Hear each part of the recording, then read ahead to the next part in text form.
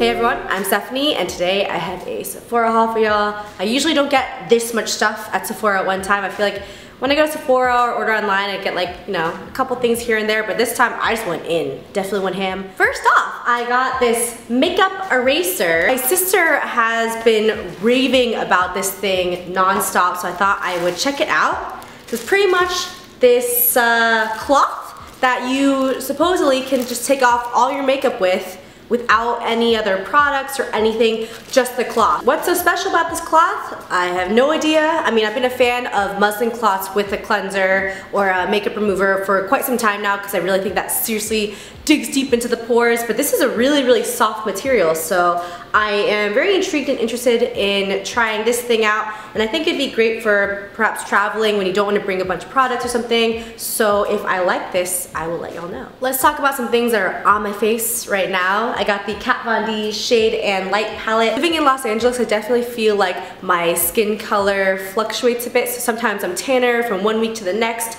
and I just wanted some nice variety in some bronzers, and also I wanted to find something to set my under eye concealer because I've seen some girls do that. Or the whole thing about bacon, I don't really know, not bacon, baking. Today I use this color right here on the hollows of my cheeks a bit, and I think it's a perfect color for me right now. And then I plopped a little bit of this on my cheekbone a bit just to try it out. Again, if I like this more, I will let y'all know. Hauls are a little bit funny because obviously a lot of these products are new to me, so I don't really have an educated opinion on them. But obviously if I really like it, I will speak about it in a favorites or use it in a further video, so don't worry. I got these three little Tarte eyelash products in a Tarte 500 point perk thing. I never use my points, so I've been really saving it up when I saw this, so I thought I might as well use it because I've been wanting to try this Best in Faux eyelash extension fiber things, so that's what I have on my eyelashes today. So first I primed with the Opening Act Lash Primer, which I thought was a pretty nice lash primer in itself.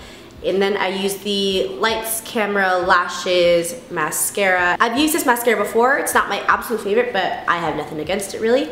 And then I used the Best in Faux. These little fibers are really interesting. After using Best in Faux, I used a little bit more of the Lights Camera Lashes because you're supposed to kind of lock in the fibers with the mascara, like in between two layers. I have to say it looked pretty good, as you can see from this side-by-side comparison of one eye done and one eye not done. It definitely gives a very nice fluttery eyelash look, but it's not as dramatic as I had expected it to be. I feel like with another mascara, my eyelashes kind of look exactly the same as this. So I'm gonna continue using this stuff with different mascaras that I like, and we'll see what happens. And I wanted to tell you what's on my lips right now in case you're wondering. This is NYX's Liquid Suede Cream Lipstick in Soft Spoken, and I just got this in a gift. And I really like the texture so far. I like how it feels. It's not super drying, still moisturizing even though it's matte. So we'll see how this goes. I just put this on maybe like 45 minutes ago, so I really hope it's not like feathering on camera or something, because that's happened before where I actually had to redo an entire video because my lip color had feathered out and I had no idea. It was terrible. But anyways, so far so good, I think. I briefly touched upon the under eyes with the Kat Von D palette. I got another one of these Erase Paste by Benefit, and it's the #1 Fair. I had a sample of the medium for a while, and that was totally fine as well. This stuff is great for neutralizing those purpley undertones under your eyes. It's a kind of salmon colored paste. I don't believe it really creases that much. I've been using it for quite some time now. I know the Bobbi Brown one is also very popular, but I don't know, I just really gravitate towards this one.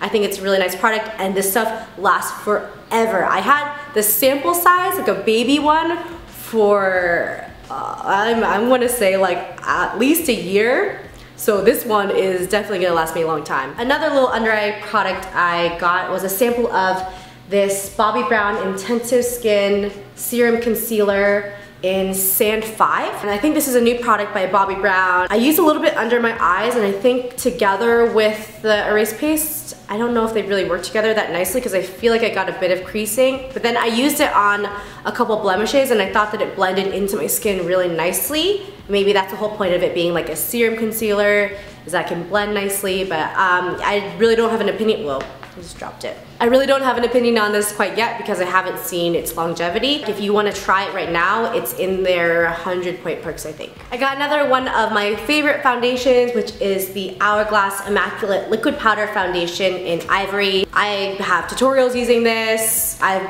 used this for, I want to say a couple years now. I really like it. It's very thin coverage, because I feel like for foundation personally, I like a very thin kind of layer, and then I like to conceal and put powder on top. I don't really like having like thick goopiness on my face.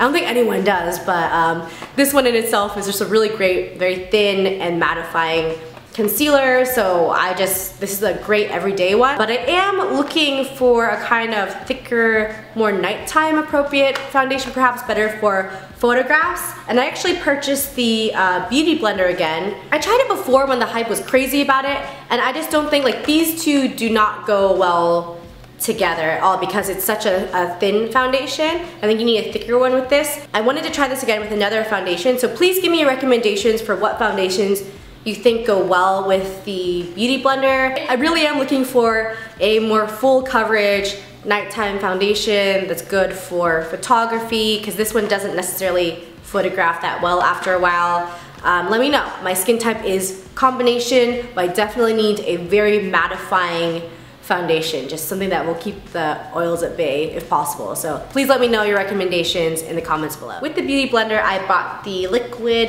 Blender Cleanser. So it's the cleanser for the Beautyblender.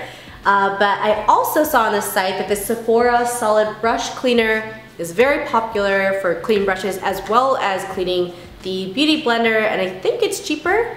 Definitely more portable than this one, so I'm gonna try both of these out. I have two quite expensive products by Sunday Riley. The first one is the Good Genes Treatment. This is supposed to brighten, exfoliate plump lines, even hyperpigmentation, increase circulation for instant radiance. I've heard a lot about this product. My friend Jen really likes it. She's actually the primary reason why I went ahead and bought this stuff, because her skin is just crazy beautiful, so I'm just gonna go after anything that she does for her skin. But yeah, I mean, I think as we get older, our skin just doesn't regenerate as much, of course. If I get an acne spot, I just have a dark spot there forever, and it really, really sucks. So I wanted to try out this product to try and maybe combat the hyperpigmentation on my face. While I was checking that product out online, of course, I was on the sidebar and there's all these other Sunday Riley products.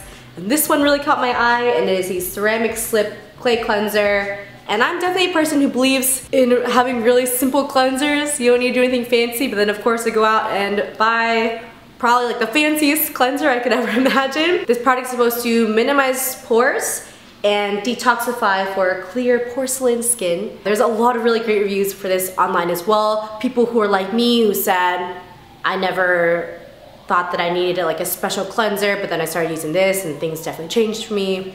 So I definitely fell for, you know, the hype. Last product I have to show y'all is the Tarte Maracuja C Brightener Eye Treatment.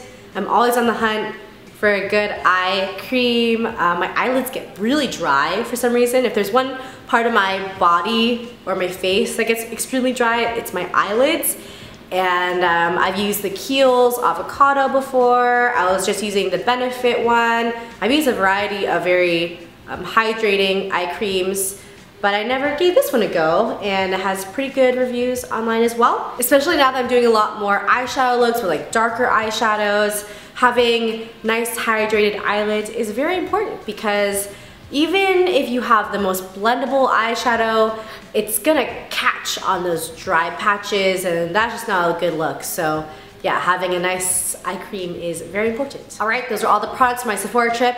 I hope that wasn't too all over the place. I feel like maybe I should have organized it better, maybe not just grabbed stuff and started showing them, but you know, I was just keeping it real organic. If you like this video, please subscribe. It would really let me know that you like haul videos and you want to see more of these videos where I'm just sitting here chopping it up with y'all. I like doing it. I don't know if you like it as much as I like it, but I'm down. Thank you so much for watching. I love y'all, and I'll see you in the next one. Bye!